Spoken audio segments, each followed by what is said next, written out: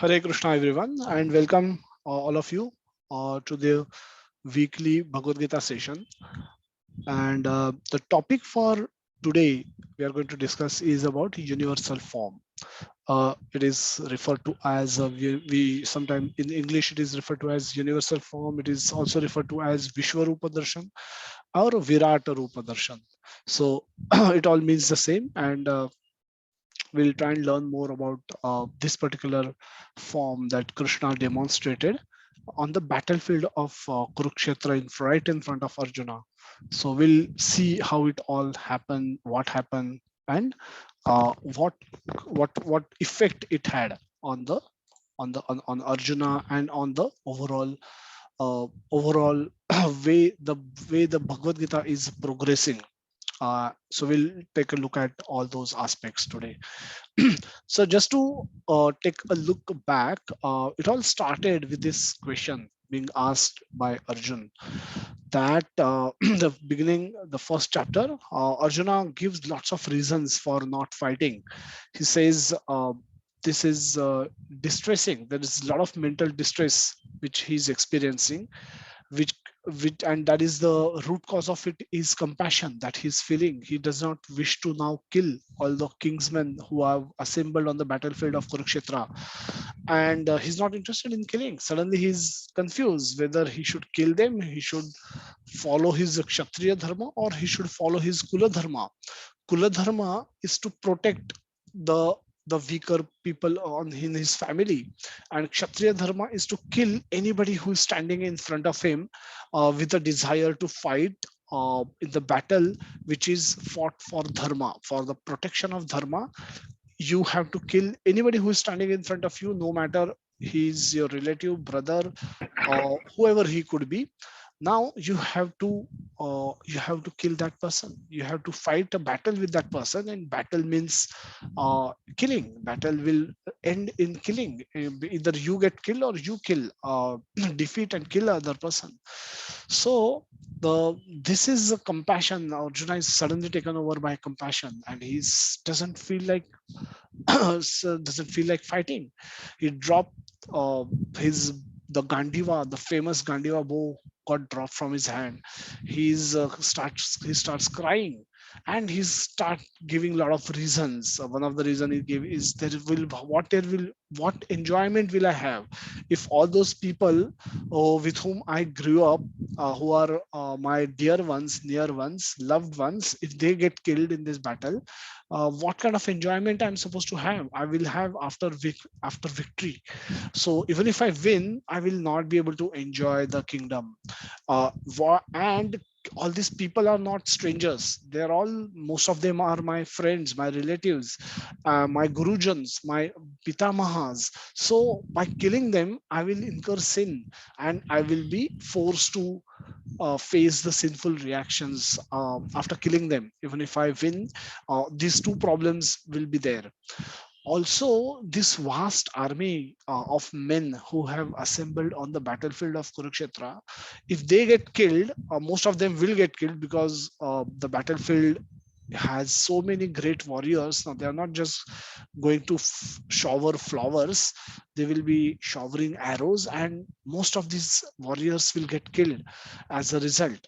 So if they get killed, the women and children who are at home, they will get exposed. They will get exposed to the society, and they can be exploited.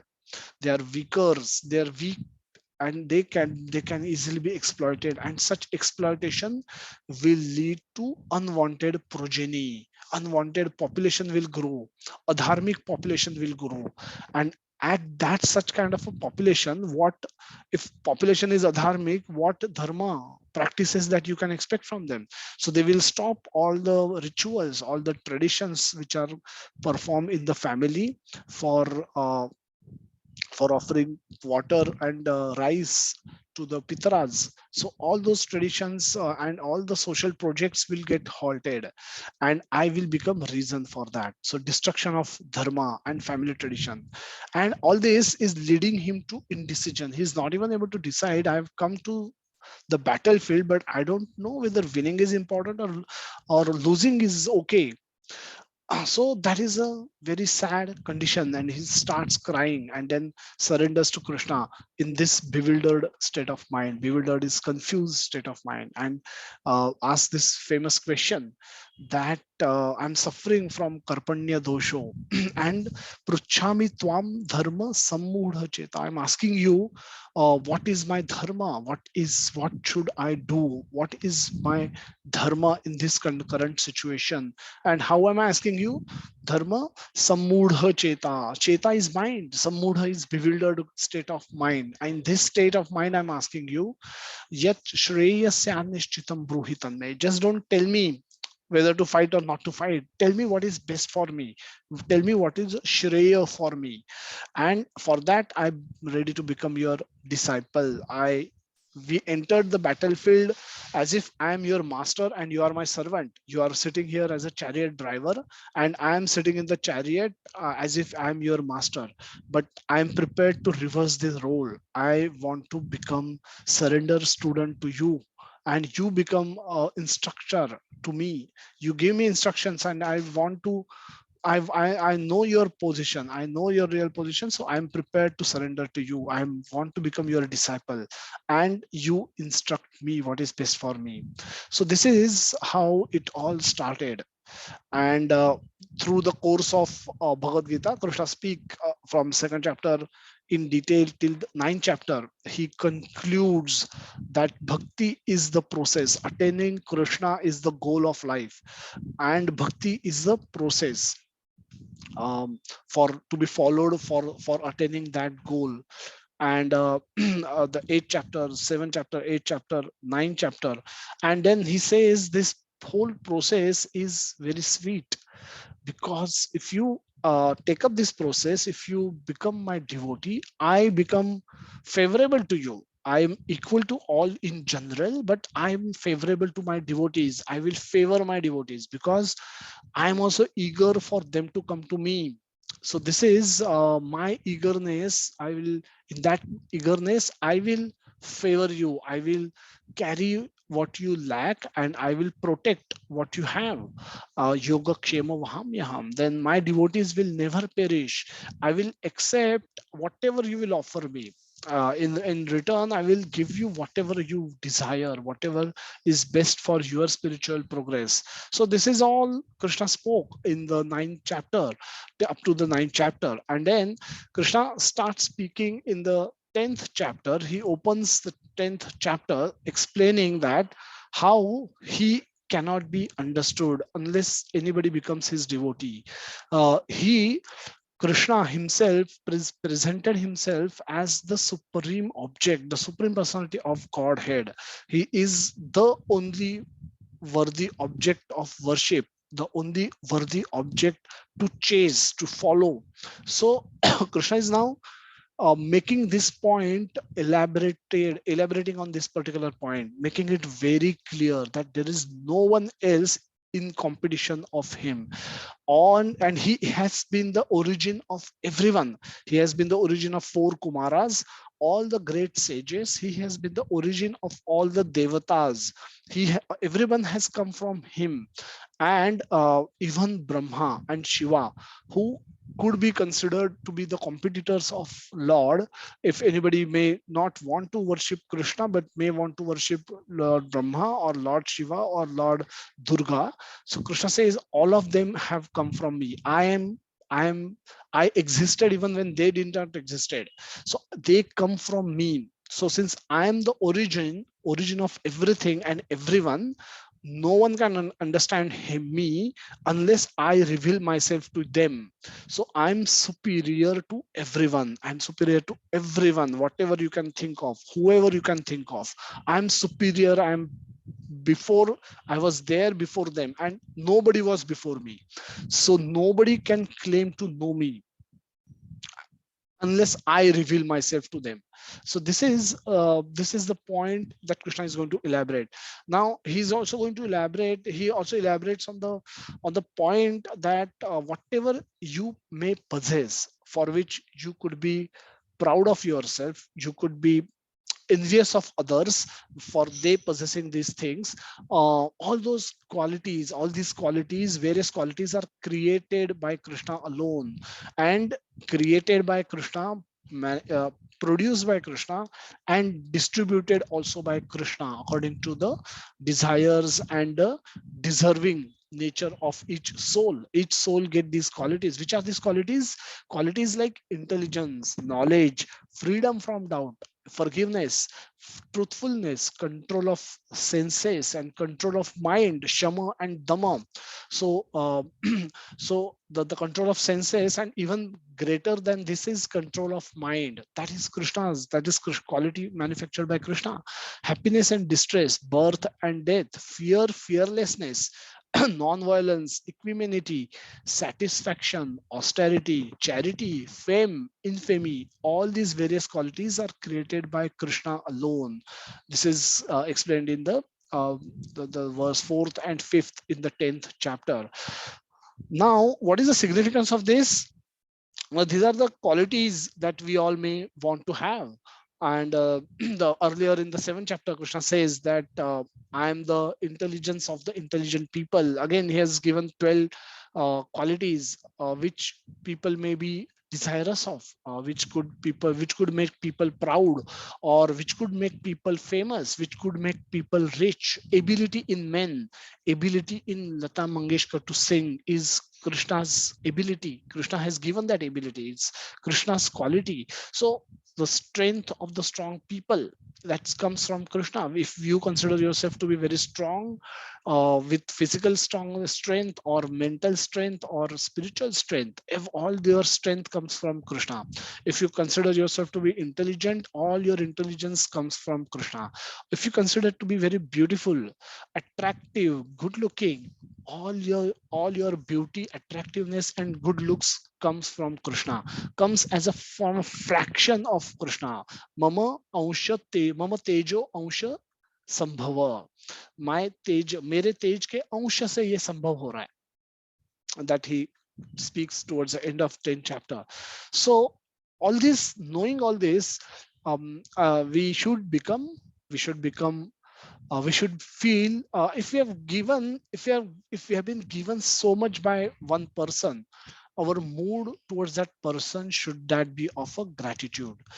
So not only this, what we need for survival has also been provided by Krishna. So in the 7th chapter, the Krishna says, I am the light of the sun and the moon.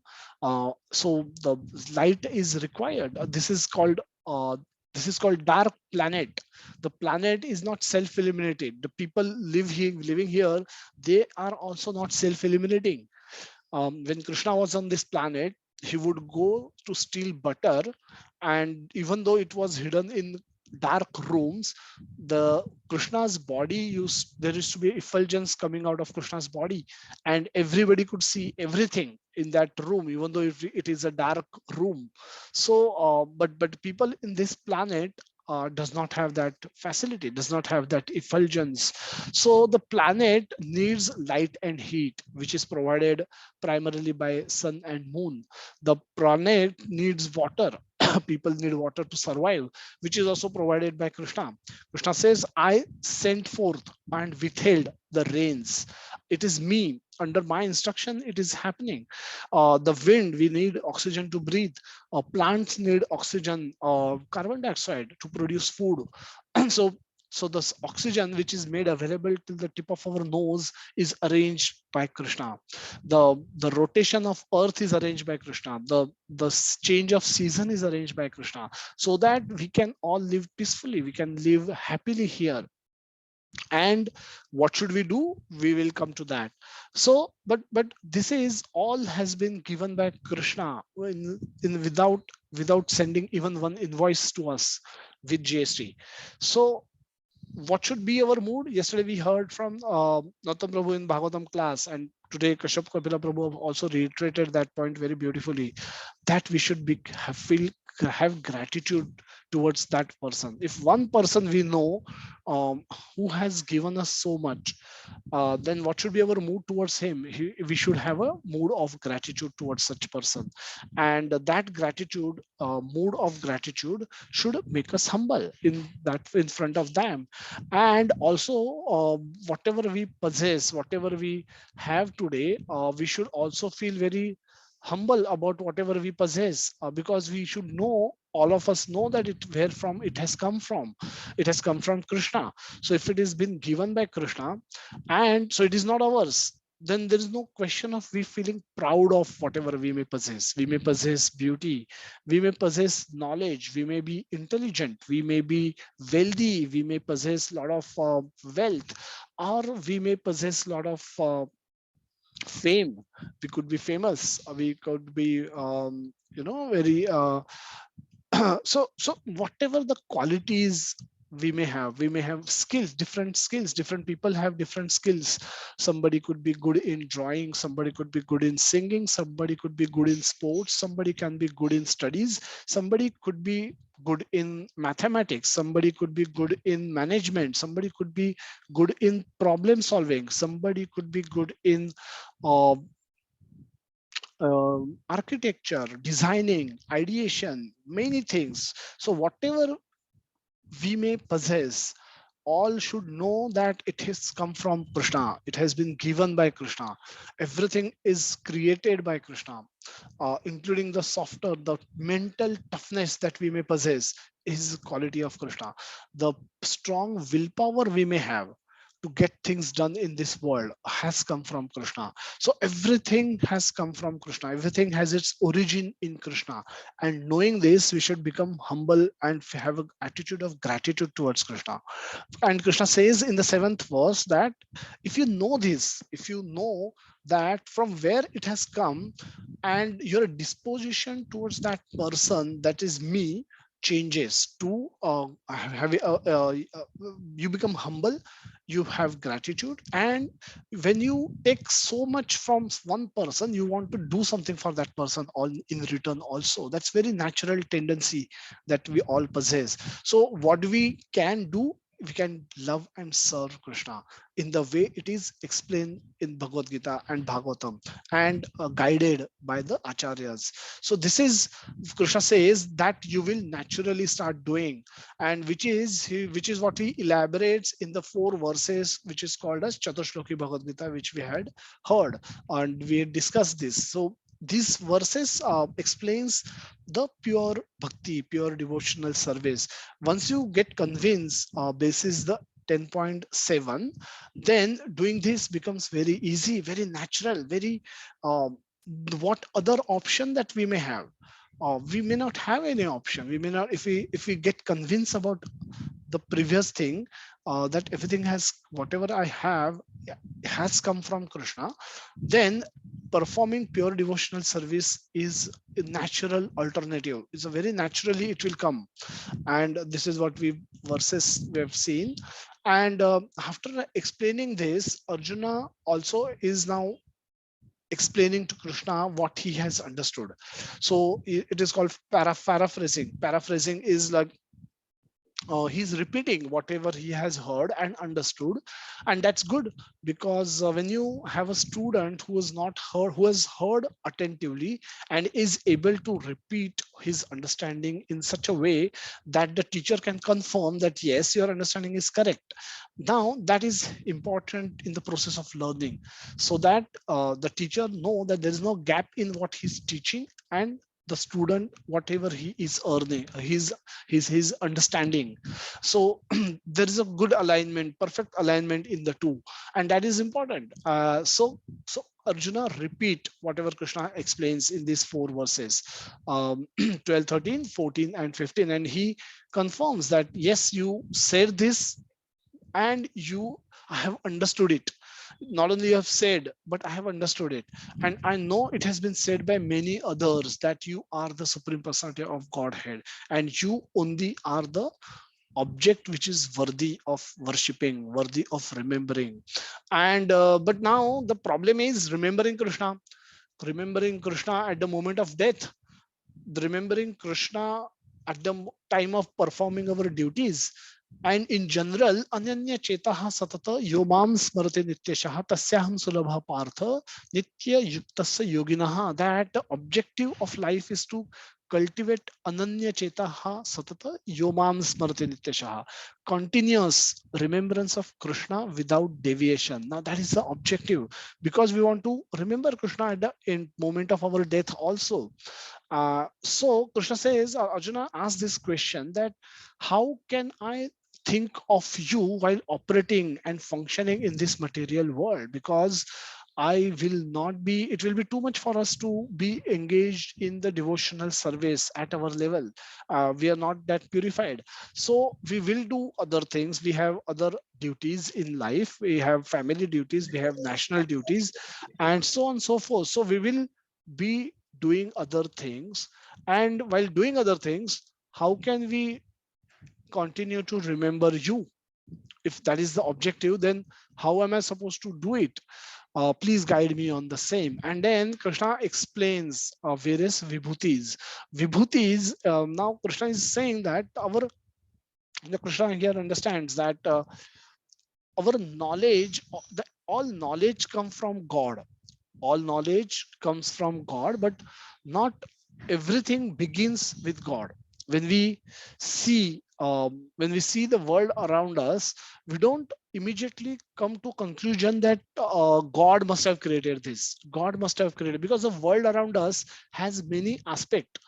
The world around us is not just random arrangement of elements, जहाँ पे कि mountains है, oceans है, reverse है, lakes है, snow clap mountains है, normal mountains है, green mountains है, ब्लैड माउंटेन्स है. This is they are not there are mountains and there are valleys, and then there are uh, there are so many beautiful birds which are there, so many beautiful animals are there. Each bird can make different has a different bodily structure, the wing structure. The beauty is in abundance in the nature, if we choose to see it. So the nature is not just random arrangement of elements कि पंचमहातत्व है, पंचमहाभूत है, कैसे भी उनको arrange कर दो, भूमि रूपो नलो वायु, एंड कैसे भी अरेंज करो. No, they are arrange. If you see the nature, um, its beauty is undeniable. It's completely undeniable. Nobody can deny the beauty of nature. The water, the waterfalls, the water bodies, the skyline, the mountains and the valleys, and everything is so beautiful. The whole combination of it is done artistically, and the beauty element in nature is undeniable. So is the intelligence. Now the nature around us just does not function. It's function in a very systematic way. There's a process driven approach that we can see in the nature. There's a cyclical approach which has a good predictability, accuracy. It can be accurately predicted. So there is a lot of repeatability and predictability in the way nature behaves. So there is a lot of intelligence which can be if everything, anything which has a predictability and repeatability, and now that cannot happen by chance. If it is to happen by chance, then nothing can be predictable, nothing can be repeatable. We can't know when the next rainfall will come. We cannot know when next sun will rise, or we may have sun not rise also, not set also ever. But we can predict everything with great accuracy. We can predict when sun will rise, when he will set, when moon will rise, when moon will set. Where we can easily predict when seasons will change, when oceans will have a high tide and low tide. And so there is great intelligence, the great symmetry in the world also. So there is great beauty, there is artistry aspect in the world, exists in the world, and which is undeniable. There is beauty aspect, there is intelligence that exists, that is visible. So the point I'm trying to make is that uh, when we see the world around us, we are forced to think that the world, there could be a controller, there could be a creator who has put this design in place is just cannot happen by chance. It just cannot happen out of a blast. And initially we may not have any idea about who that person is, and we may assume the nature itself to be an manifestation of God, and nature is God, and because of which, but we will have this humble position in front of nature that is undeniable. So eventually, with the help of scriptures, we may come to conclusion that we may study Bhagavad Gita and we may learn that, oh, all this, Krishna is behind all this. Whatever wonderful things that we see in the world, Krishna is behind all that, and that we can know by the study of Bhagavad Gita. And that uh, when we know that, then we come to Krishna. Then we come to the question that, yes, all these wonderful things in the world, attractive things in the world, are actually manifestation of Krishna, vibhutis of Krishna. And Krishna goes on explaining that in the 10th chapter, in various verses, and he takes very prominent examples of that time. It doesn't now those examples may not be relevant in all exact sense today, but we can draw inference that the vibhuti, the ability, attractiveness, we may find, somebody may find Sachin Tendulkar's batting to be attractive, somebody may find Shane Warne's bowling to be attractive, and somebody may find Brian Lara's batting to be attractive.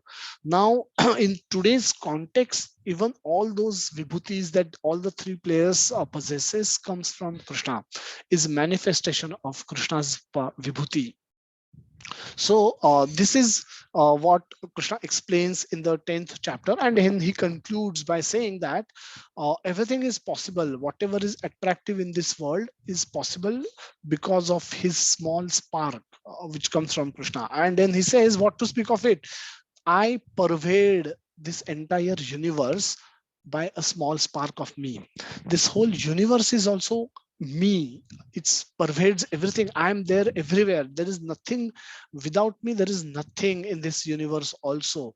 Now, Arjuna wants to have more elaboration on this particular point, that it's very easy to say that I pervades this entire universe. How do we understand pervasion?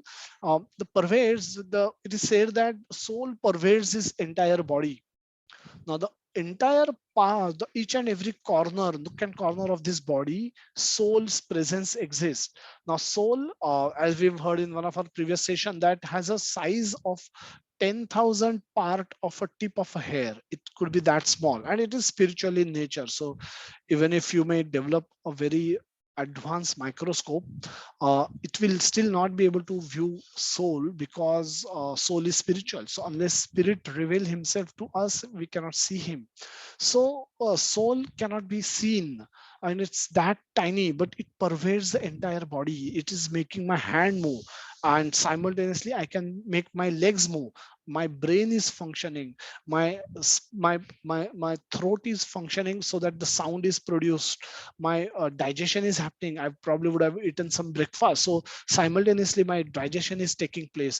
The heart is pumping blood, it is the lungs are receiving oxygen and sending out the carbon dioxide. Now all these actions are happening by the presence of soul. The moment the soul leaves, everything comes to a standstill, everything comes to a stop, full stop. And so so the way the soul pervades this entire body and makes this whole body function, Krishna says, I pervades this entire universe. And now Arjuna wants more explanation on this particular point, because it's very easily said, but how do we understand? And what if somebody else tomorrow says that I pervades this entire universe? It's not Krishna. What is the measure for me to understand this? How can I what is the proof of this, that you pervade this whole universe? How do I understand it more? So these questions are asked by Arjuna in the first 4 verses of 11th chapter. Now, now Krishna, Arjuna requests him to show the universal form. Now, universal form, as I mentioned, also is referred to as Vishwarupa or Virata Rupa or universal form in English. Now, Arjuna requests him He expresses his desire to see that form, entire universe as his claim. And he says that if you think me worthy of getting this knowledge, getting this information, seeing this vision of yours, then show me, please. So very clear positioning has happened here. So Arjuna started as a charioteer and Krishna started as a chariot driver. Now these positions are completely reversed. Uh, Arjuna has accepted position of that of a disciple, a very humble disciple, and Krishna is now acting as a spiritual master, or much more than a spiritual master. So now Arjuna's inquiries are also very humble. Krishna has already told him how to inquire. Tadvidi pranipatena pariprashnena sevaya. And so those Arjuna is doing all that now, while he's folding hand, he's with folded hand, he's asking for this information from Krishna, that if you find me worthy, then please tell me. Parishit Maharaj also, in one of the Krishna Lila, he asked question in this way. This is Aghasur Lila, when Krishna Parishit, when Sukadeva Goswami tell him that the boys killed Aghasur, the boys walked into the mouth of Aghasur, and then Krishna saves them. Krishna also enters, and then there's a big blast. He go inside and he burst the body of Aghasur and comes out, and then by just mere glance, he make his friends alive, and they start.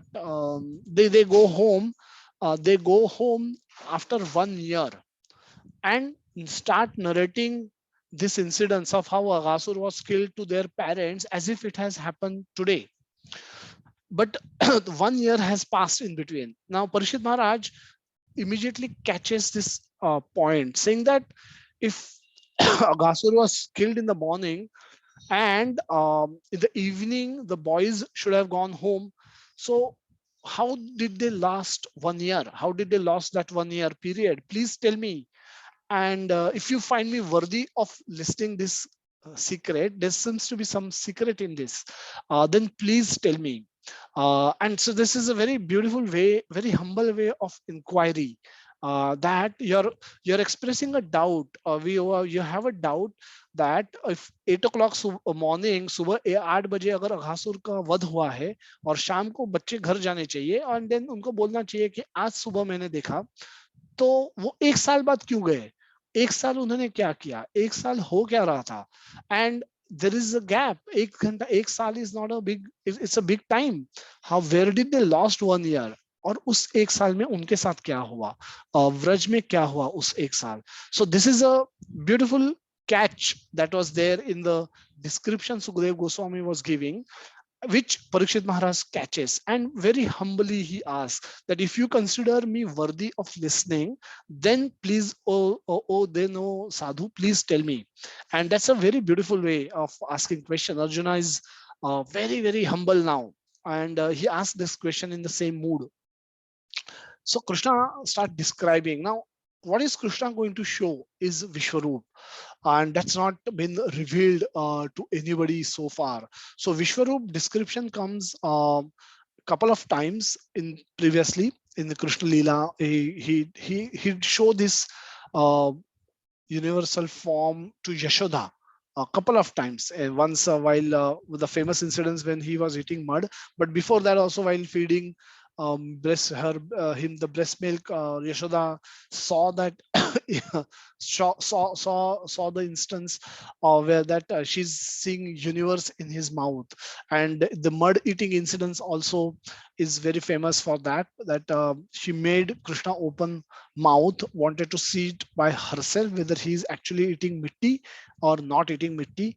And when Krishna opens mouth, she see her entire universe inside his mouth, and all the planetary systems, the earth, all the people in the earth. She find herself sitting with Krishna also in the mouth of Krishna, and then she faints. She says, who is this boy? Is he Vishnu himself? And then how am I dealing with him? I've been dealing with him like my son. I should be paying obeisances to him. What am I doing? Who am I? Who is he really? And then the Aishwarya Bhav started coming into her mind. And then she probably would have had that kind of mood continued. She would have got up and started paying obeisances to Krishna and asking for forgiveness, asking for all the offenses. She would have beaten Krishna up many times, scolded him many times, and now having understood who he really is, her mood cannot become the same. She can no longer be able to scold Krishna for wrongdoings, cannot punish Krishna, cannot tell him, teach him good manners. All that is required to be done by a mother if she wants to enjoy motherhood, her motherhood, and all that is required for a son also if he wants to enjoy parenthood. And both wants to enjoy this rasa between them. So Krishna immediately covers it. Krishna says, no, this is not going in the right direction. Let me cover it. Let me cover her Aishwarya feeling, knowledge of Aishwarya about me, so that she can continue to be my mother. She can continue to scold me. She can continue to cook for me. She can continue to punish me if need be. And let everything be normal. And I enjoy that mood of her. And who can be my parent otherwise? Where will I get parenthood? Where will I get scolding? I like to get scolded also. So Krishna immediately covers her her awareness of Krishna's Aishwarya. But here the Arjuna wants to experience that very thing. So this is very unusual. And Krishna, they are related at a Sakhya Bhav with each other. So Krishna, before describing, gives him a trailer of what he's going to show. And that comes in the verses 5 to 8.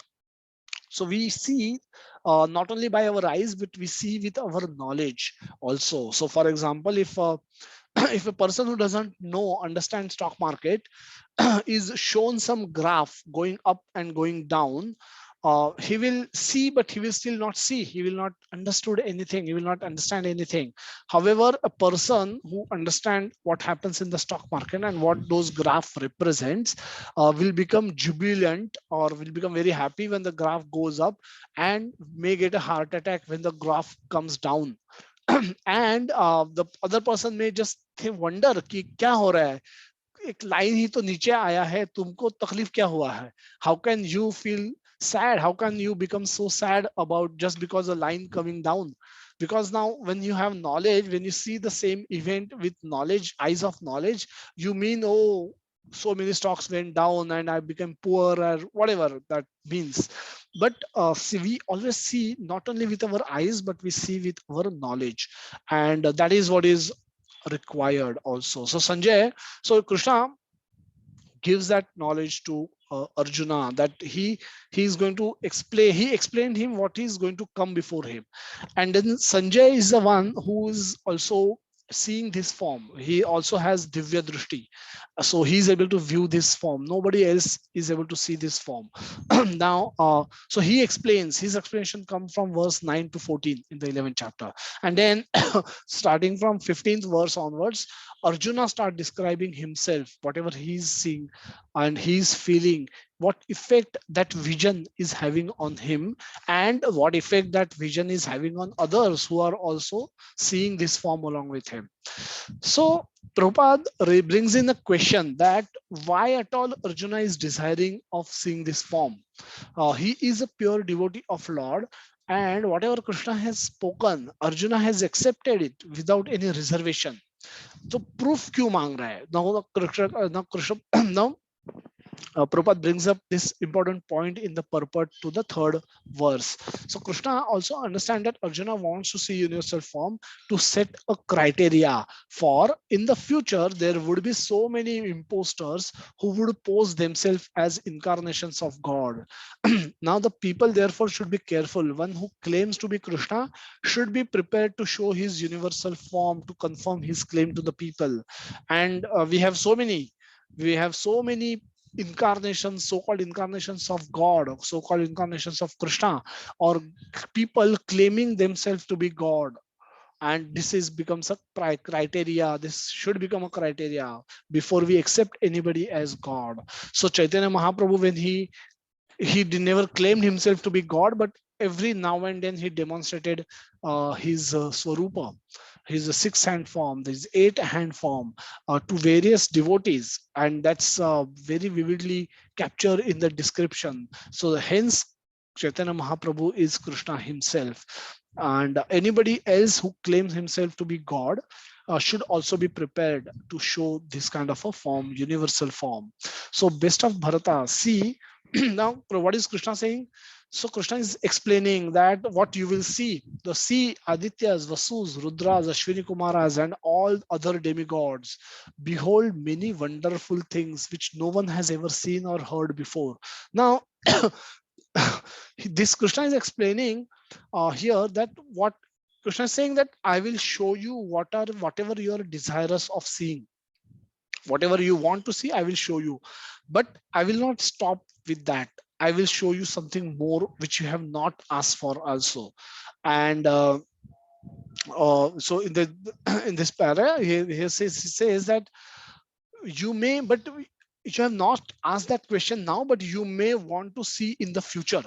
So everything, moving, non-moving, is here completely in one place, but you cannot see me with your present eyes, therefore I will give you my special eyes and behold the mystic opulence. And Prabhupada explains this point more, that that pure devotees, and Prabhupada explained this with the help of example of Gopa Kumaras, or cowherd boyfriends of Krishna, who are most fortunate.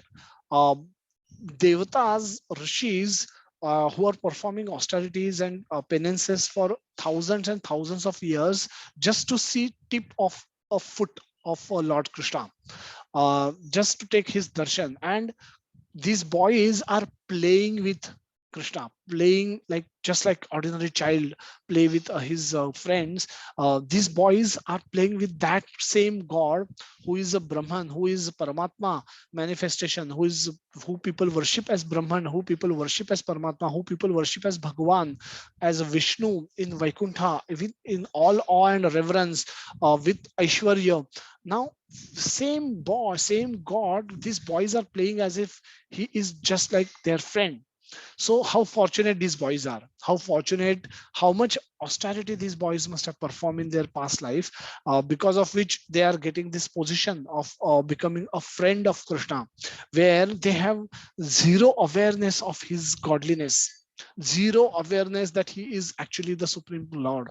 So this is, they are all. So Prabhupada says that the pure devotees are not interested in seeing this Vishwarupa, but universal form still need to be manifested to substantiate Krishna's statement, so that in the future people can understand that Krishna not only theoretically spoke something or philosophically presented himself as supreme God, but actually presented, gave proof of that as well by demonstrating himself as a Virata Rupa, or as a universal form. And why this is necessary? Because in the fourth, as explained in the fourth chapter, Arjuna is going to be the beginner, or at the beginning of new parampara system started with Arjuna, where Krishna says that evam parampara praptim evam rajarshaya vidu. This knowledge was always given in parampara, and I am going to give you this same knowledge which I had given earlier, but now the new, but since isakale neha mahata yogo nashta parantapa, in the course of time that knowledge was lost, and hence I'm re-establishing this parampara, and I'm making you the first listener in this parampara. So you are starting the parampara, so you should have entire information, you should have complete knowledge, and that complete knowledge becomes incomplete if you have not seen the universal form.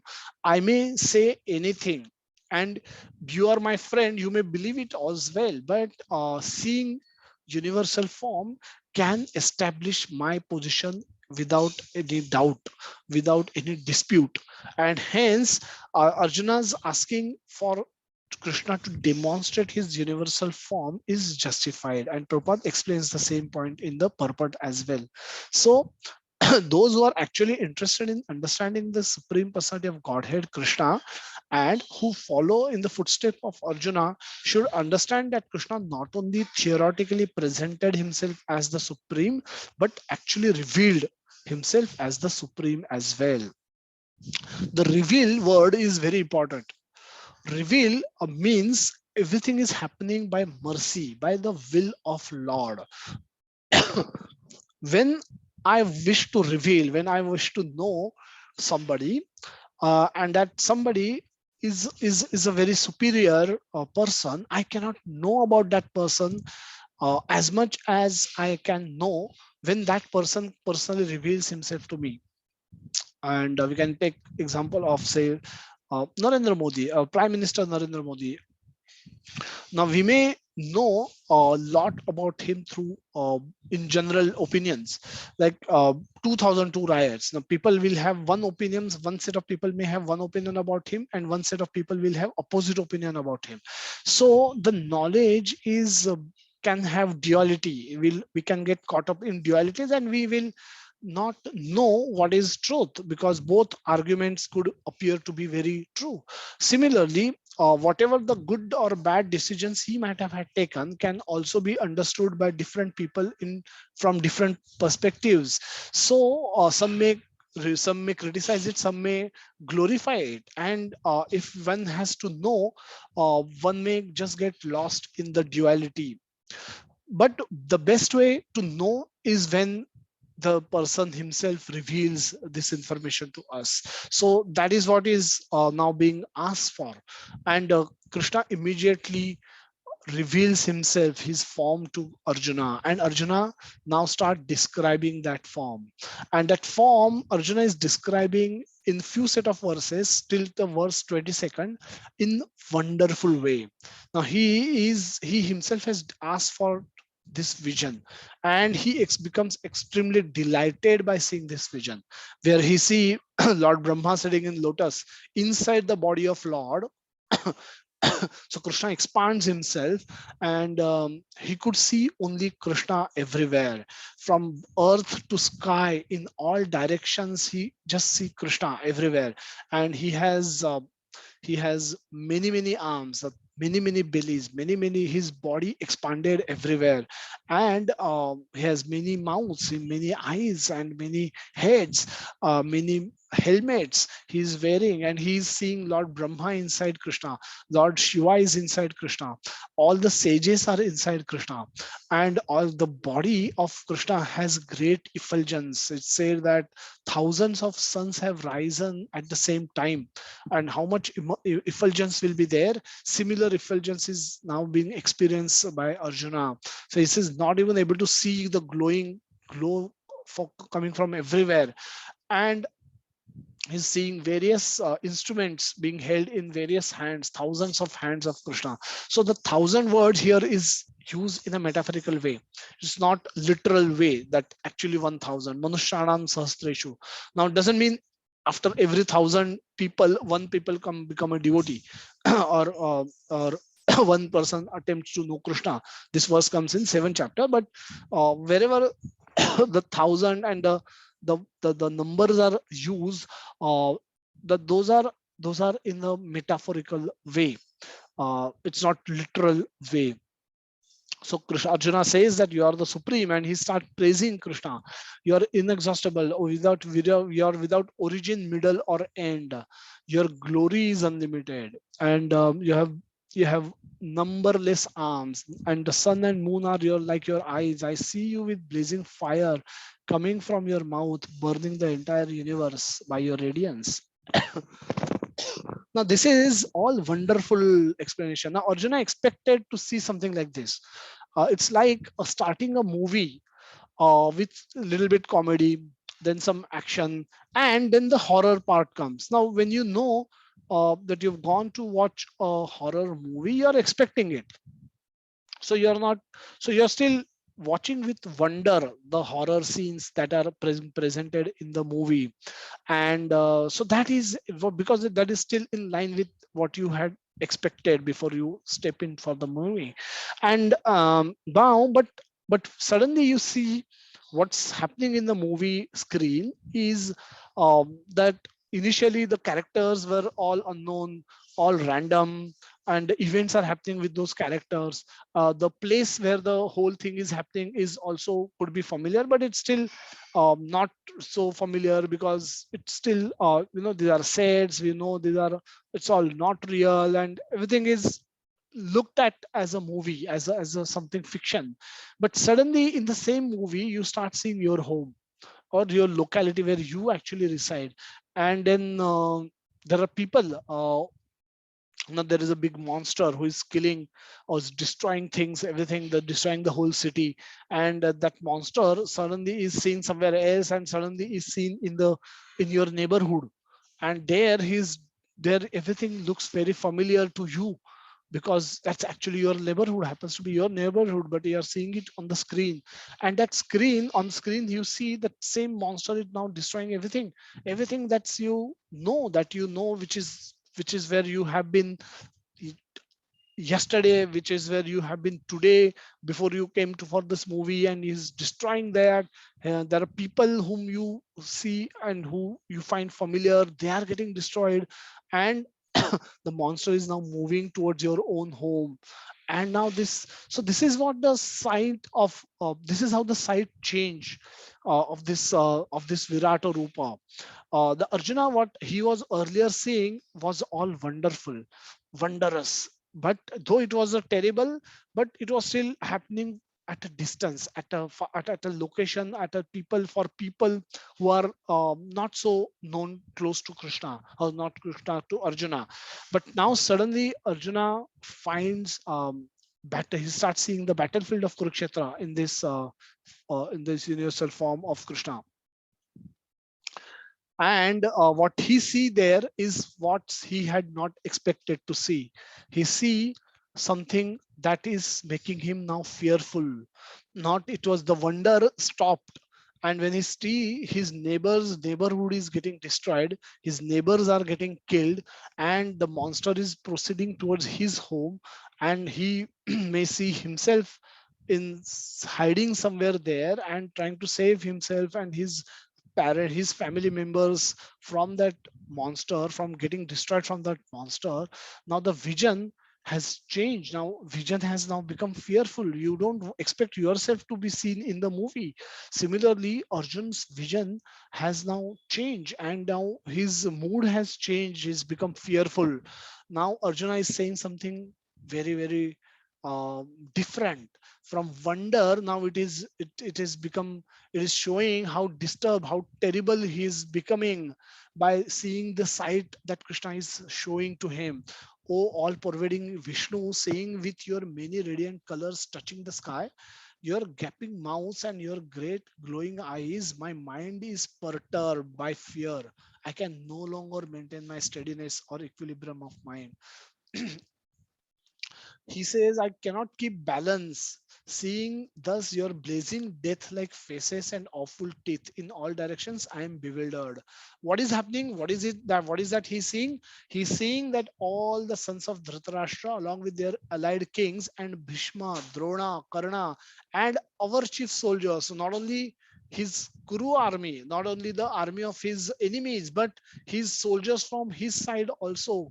What is happening? They are all rushing into your fearful mouths, and some I see trapped with heads smashed between your teeth. So the word used here is churna. So the head, as these people are entering into the mouth of the various mouths of Krishna, there he has teeth open and close. His mouth is getting open and close, and in the process, sometimes that head gets stuck in his mouth. And when Krishna try to close that mouth, that head is becoming churna. Churna is powdery, so it getting smashed and turning in, that head is turning into a powder, or a, it's very ghastly sight. And the blood is coming out, and he's licking that licking that blood, and kind of relishment he's licking the blood coming when those bodies are getting crushed and entering into the mouth of Krishna. And it's not simple. Just like how river flow into ocean, so do all these great warriors enter blazing into your mouths. Now I see people rushing full speed into your mouth as moth dash to destruction in the blazing fire. Oh Vishnu, you are devouring all people from all sides with your flaming mouths, covering all the universes with your effulgence. You are might the midst with you are manifest with terrible scorching rays. Now same Arjuna who was aware of who has aware particular awareness of Krishna as his friend, as his chariot driver, as his relative, as he used to call his mother Bua, so niece of his mother, and suddenly this particular side of Krishna was unknown to him. This side of Krishna has never been revealed to him. And when he saw this particular side of Krishna, he was struck with wonder. He was struck with wonder to know who really he is. He says that Akhya hi me ko Bhavan Ugra Rupo, that, O Lord of Lords, so fierce of form, please tell me who you are. Arjuna is asking, he's been with Krishna all his life. He's been a pure devotee of Krishna. He requested Krishna to show him the form and which he was describing. He accepted Krishna as the supreme personality of Godhead, but now seeing this vision, Arjuna is so disturbed that he's saying, you who you are really. And then he's offering obeisances unto him and asking this question, really who you are and what is your mission, who really you are. And as if two friends are walking, suddenly they are attacked by 10 and 15 gundas from all over, all around, and this friend suddenly start fighting with them and beat them all up single-handedly. And suddenly you get wonderstruck, what happened, who you really are, because you know him probably as your school friend or college friend. You never knew that who he is really. And that friend may reveal to him that, yes, I am so and so, I am black belt karate champion or whatever. So similarly Krishna reveals himself. What has he shown to Arjuna? Now Arjuna never asked Krishna what's going to be the end result of this war, but Krishna, as he said, that I will show you what you have not asked for also. And that is what is Krishna shown to Arjuna just now. He showed to Arjuna his Kala Rupa. Kalosmi. Kalosmi lokakshaya krita pravruddho. Kruta pravruddho. So kalosmi, I am time. And this time manifestation was never seen by anybody. So the universal form was shown, the time manifestation of Krishna was never shown. And that's why Krishna has said in the beginning that nobody, I will show you what I will show you has not been seen by anyone ever. So Krishna says that the supreme personality of Bhagavan Uvacha, the time I am the great destroyer of the worlds, and I have come here to destroy all people, with the exception of you, the Pandavas. All the soldiers here on both sides will be slain. So Arjuna asks Krishna who you are and what is your mission. And Krishna is revealing who he is, who this particular form, and what is his mission. His mission is to kill everyone. Now, Arjuna at the beginning was not ready to fight, and because so that there is no frustration. If he doesn't fight, there is no killing. Then there is no problem. That's what his version of solution to the problem of compassion was. But in reply, Krishna is now saying that even if he did not fight, every one of them would be destroyed. For that was his plan. So we say often here, what is God's plan in our life? For us, what is Krishna's plan? What is God's plan? God has something else planned for me, maybe. Or my plan and versus God's plan, whose plan should be followed? We speak about God's plan. Krishna reveals his plan, that he's come here with a mission to destroy everyone, to kill everyone. And even if he were not to fight, they would still get killed. They would get, even if Arjuna stopped fighting, they would die in another way. But their death is given. The death could not be checked, even if there is no fight, because they are already dead. Time is destruction, and all manifestations are to be vanquished by the desire of the Supreme Lord. Jatasya hi dhruvo mrityu, dhruvo janma mrutasya cha. So, so Krishna says this in a second chapter also, 27th verse, that Jatasya hi dhruvo mrityu. Anybody who has whatever has been manifested will be destroyed also. Dhruvo mrityu. Dhruvo is unchangeable.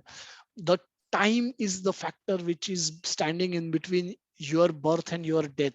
And with time, you will not get 1 second extra. You will be, you will, we will, all of us will get destroyed also.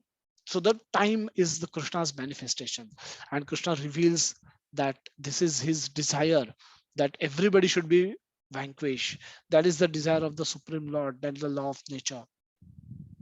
Then he says something very significant, that tasmat tvam uttishta yasho labhasva. Tasmat tava uttishta yasho labhasva.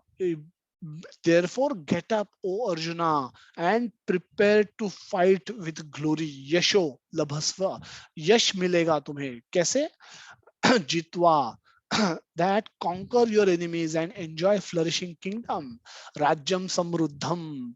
The the Kaurava army is already been put to death by my arrangement, and you, O Savyasachi, can be but an instrument in the fight.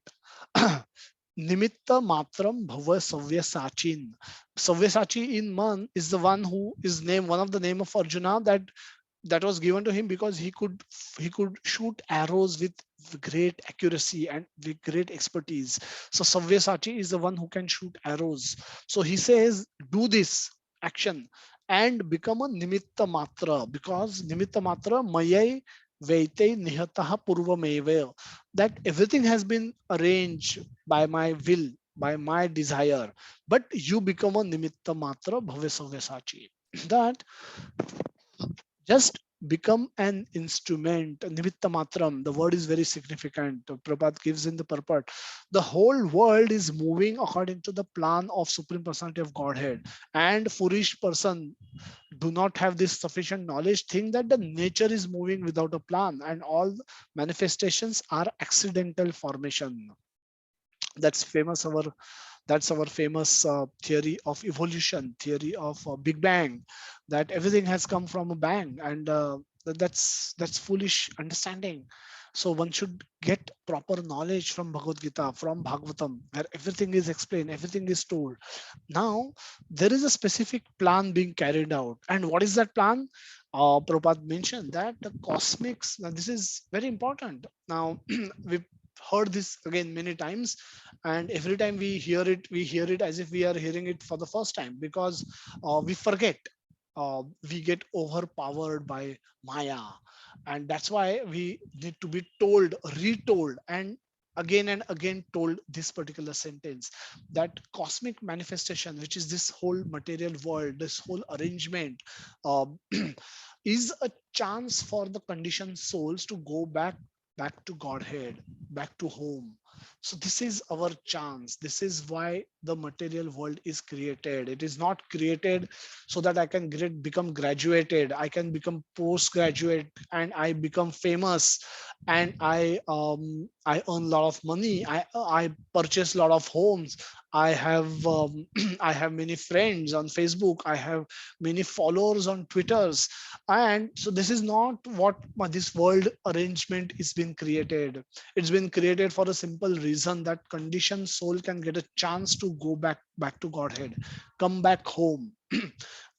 Krishna says that in the 10th verse of 10th chapter also, that yena mam upayantite, by which they can come to me.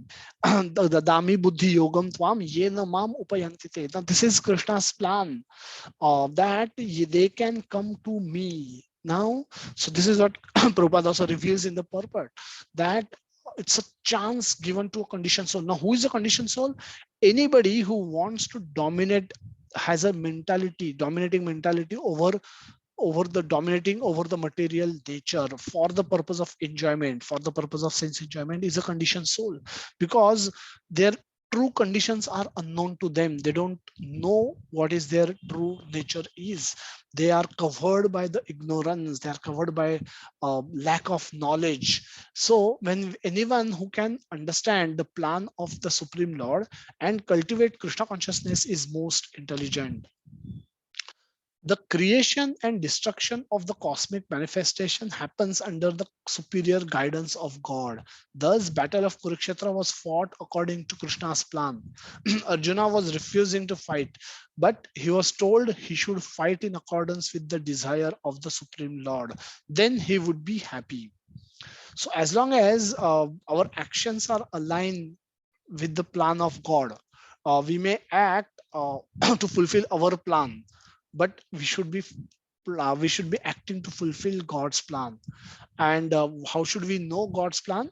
We should know God's plan. This is God's plan. We have to go back to Krishna. We have to go back to God, and this is using our opportunity in this world. While we are present in this world, we have to make most, that is with with whatever is available with us, to advance towards achieving this plan, advance towards ultimately achieving this particular plan of going back to Krishna. So for that, whatever is necessary we should do, whatever is against these plans we should reject, whatever is coming in between uh, us and Krishna we should not do, whatever is favorable for us to go progress towards Krishna we should do.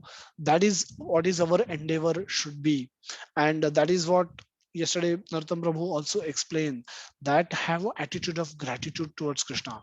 With that, you become humble towards Krishna. With that, you can love and serve Krishna. With that, you will cultivate constant remembrance of Krishna. And with that, you will go back to Krishna. Simple. But difficult to follow, difficult to implement, unless we are guided properly by devotees. We are dedicating ourselves to the will of the Lord. So one is in full Krishna consciousness and his life is devoted to the Lord's transcendental service. He is perfect. So Arjuna, having heard this, now his mood changes. Now he starts remembering what all he has done with Krishna. Now he no longer, now his awe and reverence, his Aishwarya knowledge of Krishna is fully, he's fully overtaken by the knowledge of Aishwarya about Krishna, Aishwarya Bhav, or the glories of Krishna. Now he no more can relate with Krishna as a friend. So Arjuna start begging for forgiveness for all the offenses that he has done with him. As a friend, they have ate together, they sat together, they sat on the same bed, they have traveled together, they joked together. So Arjuna is now started remembering all those incidences where he treated Krishna like his friend. And Krishna, while Krishna enjoyed that friendship, while Arjuna also enjoyed that friendship with Krishna, being aware of now, becoming aware of his greatness, Arjuna is now feeling ashamed, or feeling bad about what he did. He said, I should have prayed to you, I should have been paying obeisances to you, I should have been worshipping you, I should have been offering prayers to you. And what I was doing, I was joking around with you. I'm so full. But Krishna does not like that mood. He, with his friends, he wants to be like friends. With his parents, he wished to be like parents. And with his girlfriends, he want to be like a boyfriend and girlfriend. And he want to reciprocate with each and every devotee according to their respective moods. And whatever be their mood, Krishna wants to reciprocate with them in that rasa, in that particular rasa.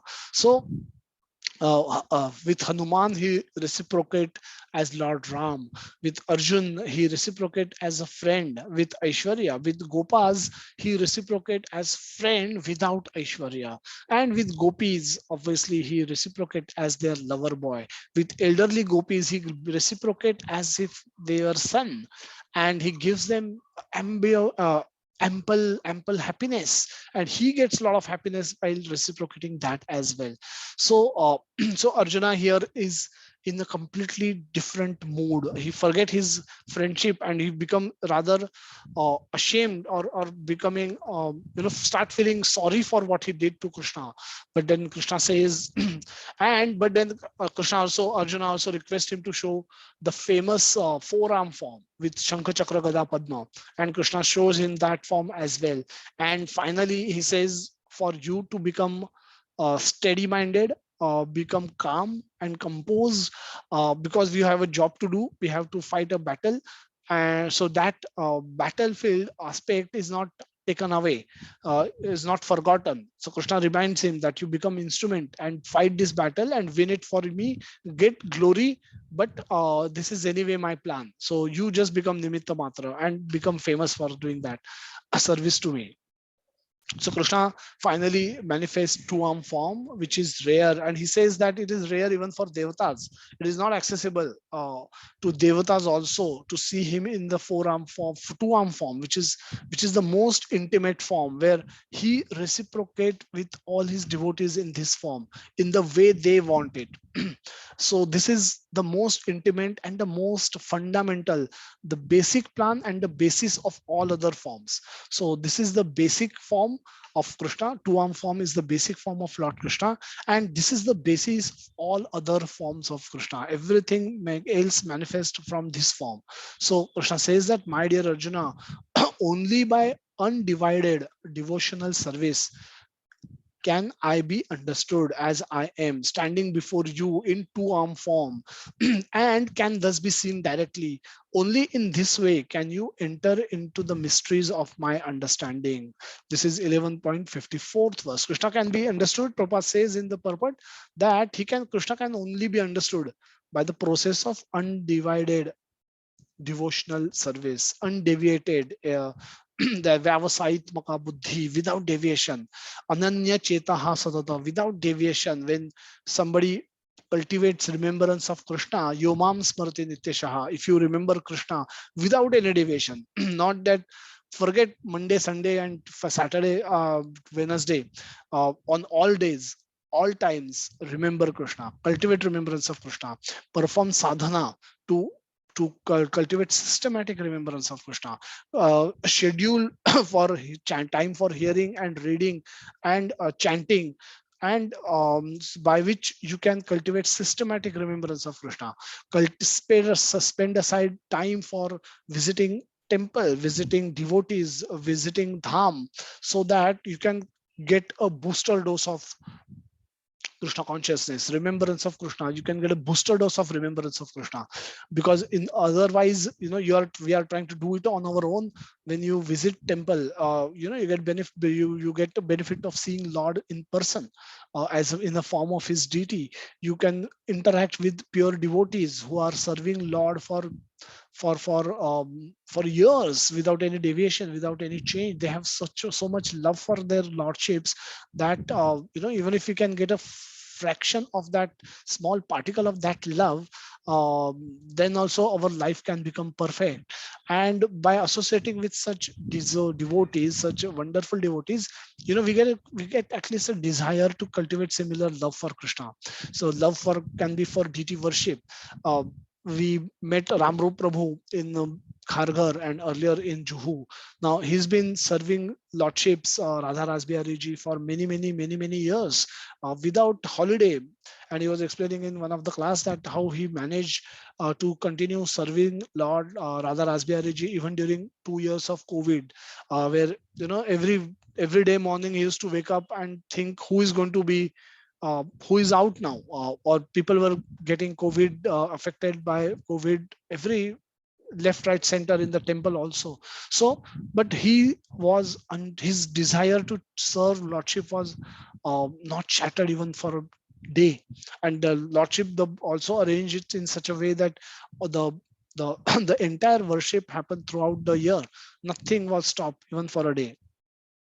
And that's his love for Krishna, that's his love for Radha Rasbiari ji, that keeps him going every day, year after year, month after month, day after day. And by visiting temple, by associating with such devotees, we hope to get little a little in little array of their whatever they possess, whatever the love that they possess, we hope to get a small particle of that. Similarly, by visiting dham, the love for speaking about Krishna is so visible in Dinabandhu Prabhu, that he loved Krishna so much, and he's been speaking about Krishna for last 30-40 years.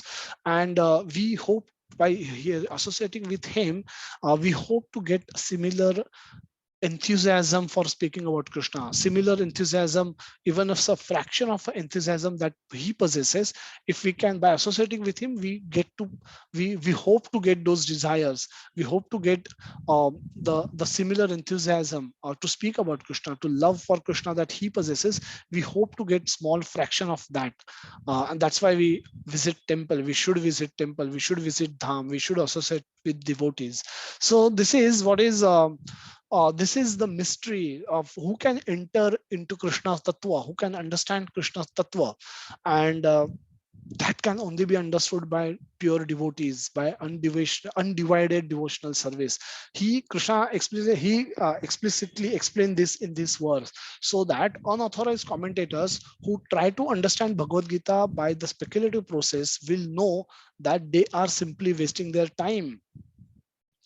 Because that's why in the introduction to Bhagavad Gita, Prabhupada says that even theoretically, even if you're not having knowledge now, at least theoretically become submissive to Krishna, become humble to Krishna, read Bhagavad Gita in a submissive way.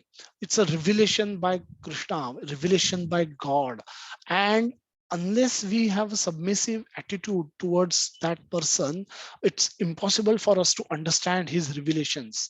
So even if we read through the whole Bhagavad Gita, if you have no love for Krishna, if you have no uh, if you're not humble in front of Krishna, if you're not having attitude of gratitude towards Krishna, you will not understand Bhagavad Gita. The secret of mystery of Bhagavad Gita will remain inaccessible to you, because this can only be understood by his pure devotees, by Krishna's grace. Dadami buddhi yogam tvam. So without getting mercy of Krishna, we cannot understand Krishna's glory. And Krishna can reveal himself to his devotees only, and through his devotees he can reveal to us, and we can also become his pure devotee. And his reciprocation with us is in direct proportion to our dependence of Krishna. So yesterday Prabhuji, Nata Prabhu beautifully explained this point, and I would like to reiterate that Krishna reciprocate with us in the same way that we depend on him. So if our dependence on Krishna is 100%, his reciprocation is also 100%. So Gopakumaras, when they they were entering into the mouth of Aghasur in the Krishna Lila, Vraja Lila, the pastime which which was hidden from Parikshit Maharaj, which was not told to Parikshit Maharaj, was Brahma Samon Lila. That after Aghasur killing, Brahmaji comes to Vrindavan at the spot, and then he see on the bank of Yamuna, Krishna is sitting in the middle and eating prasad, eating food with all his Gopa friends, and he is the way he was eating, the way they were all eating, seeing that, Brahmaji became bewildered. That is he really God? What was Krishna doing? Krishna was eating from their mouths, eating what was already half eaten by his friends, and he was grabbing it and eating. He's not only eating without choice ही नहीं है इसके लिए खा रहा हूँ. No, he was chasing those people. And if I say that my laddu is very good, and then before he could grab another bite, Krishna used to grab it and then eat it and taste it and say yeah and very nice. And then he used to put it into the mouth of his friend, and their friends also used to do the same. And seeing all this, that Brahmaji got bewildered, and then the Brahma Sammohan Leela took place, which was not originally explained, but which was explained to Parikshit Maharaj when he requested, and that's where the whole 1 year was lost. So in this verse, so Krishna, so so the mercy of Krishna is very much necessary, and that is accessible when we become dependent on Krishna. To the degree we are dependent on Krishna, that degree Krishna reciprocate with us. So while walking into the mouth of Aghasur, all the Gopal boyfriends were completely dependent on Krishna. They had no other shelter of Krishna, and they knew that even if it is happens to be a demon, Krishna will protect them. So they had 100% dependence on Krishna. And then Krishna also becomes worried for such boys, that what are they doing? They are walking inside the mouth of a Aghasur demon who has come here to take revenge for killing of his Bakasur and Putana. So why are they doing it? And then Krishna becomes distressed. Krishna, it's said that the Krishna also become distressed seeing his friends walking into the mouth of Aghasur, and he rush, and he also enters the mouth and then kills Aghasur, and then rescues his friends. But now this is the glory of Krishna. Now you cannot understand it unless you have a mercy of Krishna, and your mercy comes depending on your dependence on Krishna. The last verse in this chapter, and again considered to be one of the most crucial verse of Bhagavad Gita, and one of the most it's kind of a sum and substance of Bhagavad Gita. Mat karma karat mata paramo mad bhaktah sangha varjitah nirvairya samabhu sarva bhuteshu yah sa mam eti pandava. My dear Arjuna, he who engages in my pure devotional service, free from the contamination of creative activities and mental speculation, he who work for me and who make me the supreme goal of his life, and who is friendly to every living entity, he certainly comes to me. So again, Krishna reiterate his plan. His plan is every soul should come back to him. Yena mam upayantite, dadami buddhi yogam tvam, yena mam upayantite. And to him means where? Yad gatva na nivartante tadhama paramam mama. That he has already revealed in the 8th chapter, 21st verse, that tadhama paramam mama yad gatva na nivartante. That once you come there, you will not want to come back to this dark material world. Mamapatya punarjanma dukhalayam ashashvatam. That once you attain me, you will not want to come to the dukhalaya and ashashvatam, this place of misery and temporary place. Why will you want to come here? Because you will get eternal blissful life in my dham. So that is the objective, that Krishna wants everybody to come there, and this is the world, this life, and the time we are given in this lifetime is our opportunity to attain that goal, uh, to attain the plan of Krishna, and make our Krishna's plan our plan, and act accordingly. Act not in contradiction to the Krishna's plan, but act in accordance with Krishna's plan, and thereby perfect our life and go back to Krishna. He certainly comes to me. Who is he? What is he supposed to do? He has to work for Krishna, and work for Krishna, free from all contaminations from creative activities, without any desire for enjoyment, without any desire for mental speculation. So anybody who work for Krishna in this way, make Krishna the supreme goal of his life, and who is nirvaira, who is sarva bhuteshu, who is does not have any enmity with the world, rest of the world, such person will come to me. Anyone who wants to approach the supreme of all the personalities of Godhead on the Krishna Loka planet in the spiritual sky, and be intimately connected with the Supreme Personality, Krishna, must take this formula as stated by Supreme Himself. Therefore, this verse is considered to be the essence of Bhagavad Gita. Now, here is the verse which clearly explains the process by which one can attain success in his spiritual activity, that is by performing devotional service.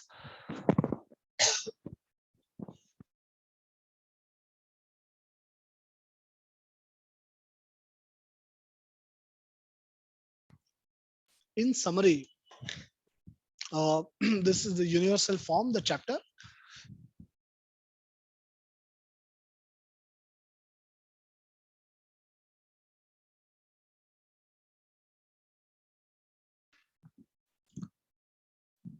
In summary, Prabhupada gives this in the purport towards the end.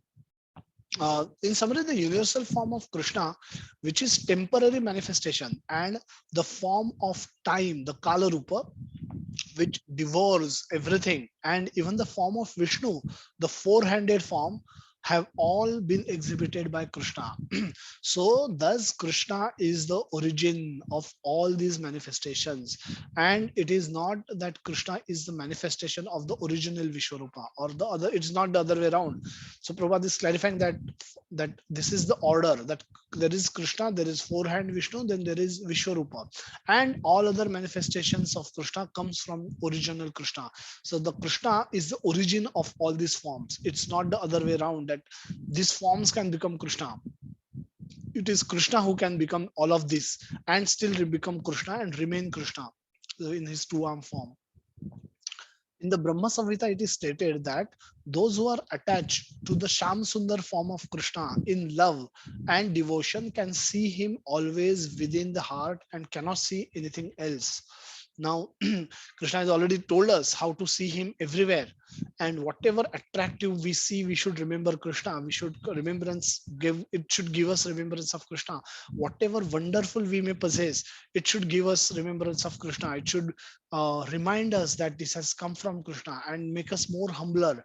Whatever we gain using these skills and abilities and talents, we should use it in service of Krishna.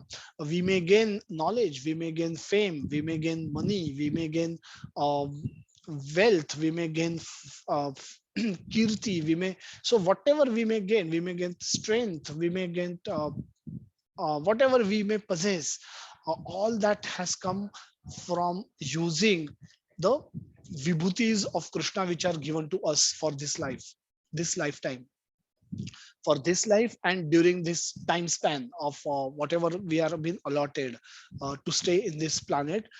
We are using this, and whatever we are earning out of that should be devoted to Krishna, should be directed towards Krishna.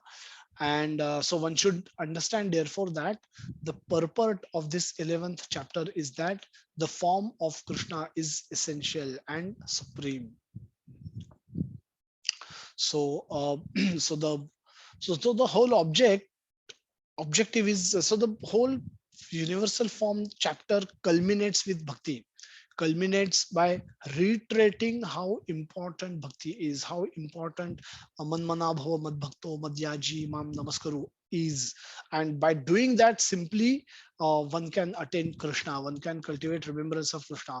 And just so that we know for sure that whatever we possess, using which we are earning fame, we are earning prestige, we are earning revenue, we are earning money, we are earning wealth, we are earning whatever we are possessing, we are earning strength, whatever we are possessing is all come from Krishna. And once you remember that, when you remember that, you become you develop an attitude of gratitude towards Krishna and become more humbler towards Krishna and his devotees. And in that mood, when you perform devotional service, you cultivate love. That can easily give rise to love for Krishna. You can easily uh, become a lover of Krishna, get addicted to Krishna.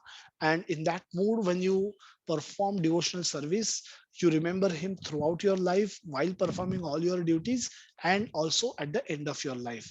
And the two opportunities for cultivating such a systematic remembrance of Krishna is the japa session in the morning and reading session of Bhagavatam and Bhagavad Gita in the evening. So we'll stop here and we'll see if anybody has any question and answer or comments.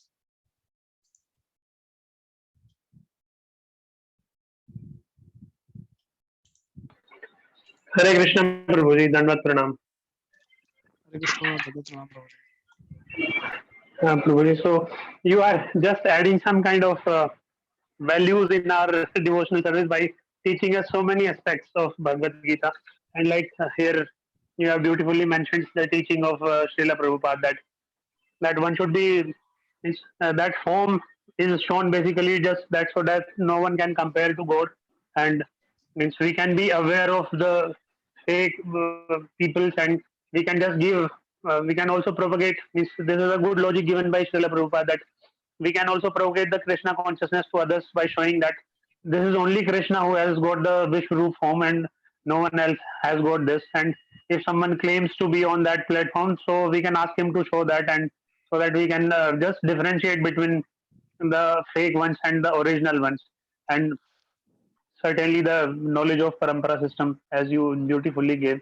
And I just liked your example very good, that you gave, that Krishna gives us everything without any excluding or including GST. So that is the wonderful and merciful aspects of Krishna, that despite being everywhere in in everything, he is such a fantastic caretaker of everyone, that he doesn't charge anything for that. And it is actually your beautiful teachings that inculcates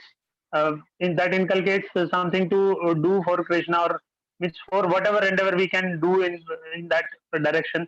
And that is what is the pure blessing of association of devotee like you. So thank you very much for that. And like I was also listening to Narottam Prabhuji's yesterday lecture, and he gave that all the wonderful, means it was just purely a nectarian one.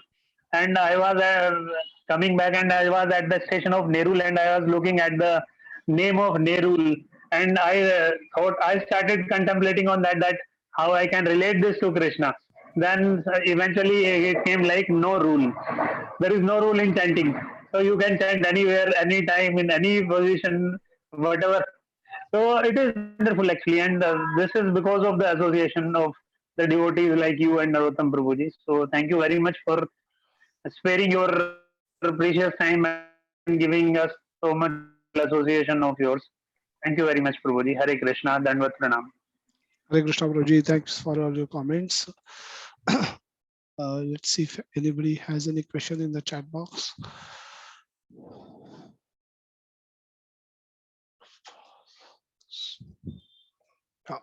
No questions.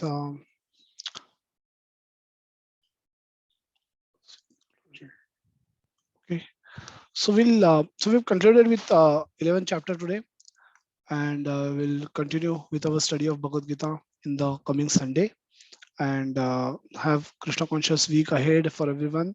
And please do keep joining Japa session, all of you, in the morning, and also the reading sessions to as much as possible, so that we can make best use of our available time on this planet. If in systematically cultivating Krishna consciousness, don't leave it for chance, don't leave it for accident, just like it happened in case of Ajamil. It may not happen in our case, so let's be systematic in cultivating remembrance of Krishna, and this is the least we can do as our gratitude to Krishna for whatever he has given us, and making best use of the available opportunity. Why let it go waste? And we never know in next birth where we will be, what kind of conditions we will be born in, and what kind of association we will all get. So let's not let it get it postponed to the next birth. Let's do it now, since we are all aware of all that. Knowledge is available with us, facility is available with us, time is available with us. So let's make best use of whatever is available, and to cultivate systematic remembrance of Krishna. That's what is necessary. Hare Krishna, everyone. Hare Krishna, Prabhuji. Hare Krishna, Prabhuji. Thank you very much. Dandavat Pranam, Prabhuji. Hare Krishna, Prabhuji. Hare Krishna, Prabhuji. Thank